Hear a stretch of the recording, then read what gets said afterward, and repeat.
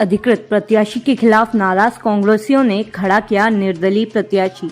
विगत रात्रि पांसेमल विधानसभा क्षेत्र निवाली में कांग्रेस प्रत्याशी चंद्रभागा किराड़े से नाराज चल रहे कांग्रेसियों ने निवाली में मीटिंग आयोजित की एवं सर्वसम्मति से एक निर्दलीय प्रत्याशी रमेश भांगिया चौहान को निर्दलीय चुनाव लड़ने के लिए आपसी सहमति देकर तैयार किया है।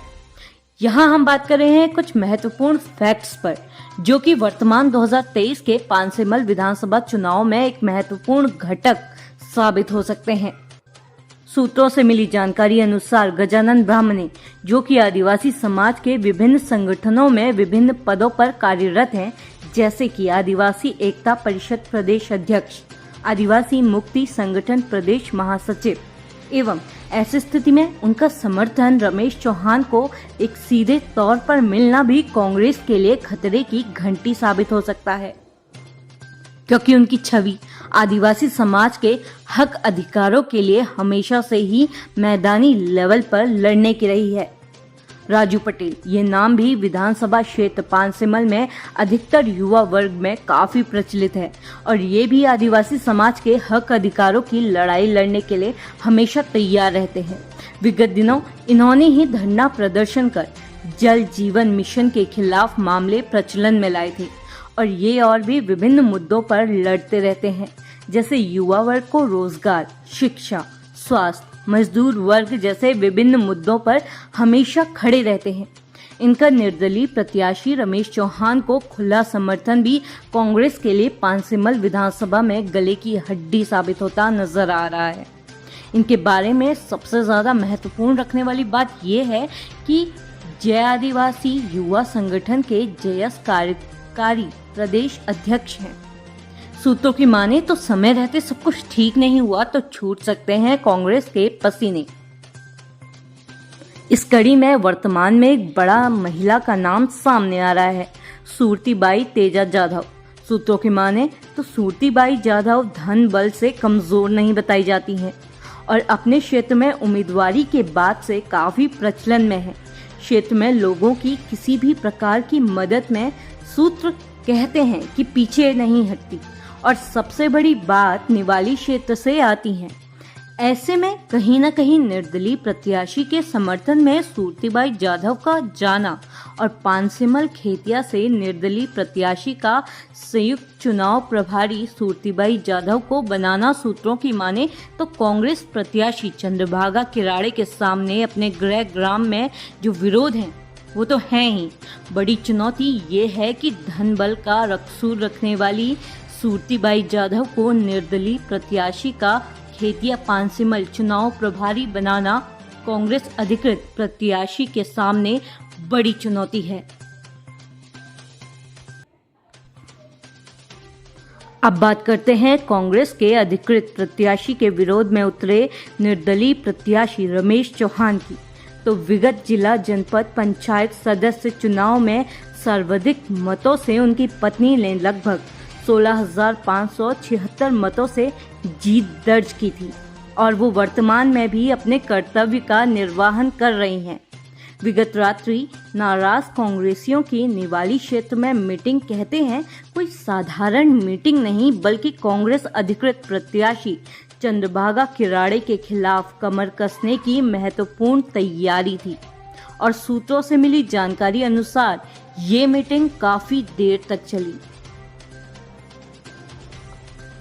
2 नवंबर नामांकन वापसी की अंतिम तिथि है। फिलहाल रमेश चौहान के निर्दलीय होने पर कांग्रेस के लिए विकट स्थिति हो सकती है। ऐसे में घर के आदमी को मनाना बहुत जरूरी है। यदि कांग्रेस इस कार्य में सफल नहीं हो पाई, वहीं रमेश चौहान निर्दलीय उम्मीदवार के रूप में मैदान में रहते हैं तो कांग्रेस की बुरी गत होना लगभग तय सा दिख रहा है। परिणाम क्या होंगे ये एक अलग बात है। कहीं 4 प्रत्याशियों में कांग्रेस तीसरे चौथे स्थान पर ना चली जाए। चारों निर्दलीय प्रत्याशियों में से 3 गजानन ब्राह्मणे, राजू पटेल व सूरतीबाई ने रमेश चौहान का समर्थन किया है। ये तीनों अपने अपने क्षेत्रों में अपनी कार्यशैली के लिए आमजन से सीधा जुड़े होकर परिणामों को प्रभावित करने की क्षमता रखते हैं। जो ये स्पष्ट करता है कि कांग्रेस प्रत्याशी के विरोध को लेकर न सिर्फ कांग्रेस वरन अन्य सभी एकजुट दिखाई दे रहे हैं। चतुष्कोणीय मुकाबला बनता है तो परिणाम क्या होंगे ये तो मतदान होने तक अनुमान लगेगा, किंतु इतना स्पष्ट है कि अंतर मतभेदों के चलते कांग्रेस की हालत खराब होना लगभग तय दिखता है। कांग्रेस के रणनीतिकारों को अपनी रणनीति को परिवर्तन करने के साथ रमेश चौहान को निर्दलीय के रूप में चुनाव मैदान में आने से जैसे ही रोकना चाहिए। आज जो है निवाली सहयोग गार्डन में पांसेमल विधानसभा के जो 4 उम्मीदवार थे, उन उम्मीदवारों ने आपस में बैठ के जो है चर्चा करी और चर्चा करने के बाद में सर्वसम्मति से ये निर्णय हुआ कि पांसेमल विधानसभा में निर्दलीय उम्मीदवार के रूप में रमेश भाई को हम मिल के लड़ाएंगे और पांसेमल विधानसभा में चुनाव जीताकर जो है लाएंगे। राजू भाई, जैसे कि आज यहाँ पर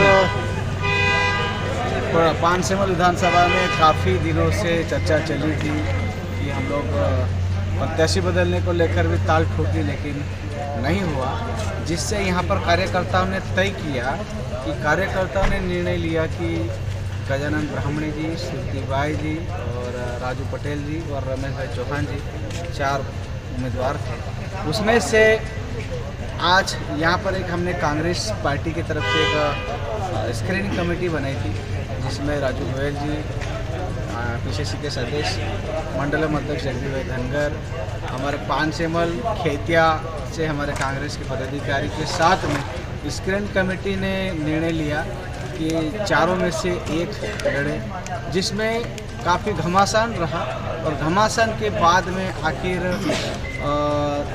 चिट्ठी ने निर्णय किया है, जिसमें 2 चिट्ठी बनाई गई और चिट्ठी डाली, जिसमें चिट्ठी एक बच्चे के हाथ से उठाया गया और चिट्ठी में रमेश भाई चौहान जिला पंचायत सदस्य खुले पानी के नाम से चिट्ठी आई है और ये चिट्ठी जीते हैं और बिल्कुल चुनाव भी जीतेंगे।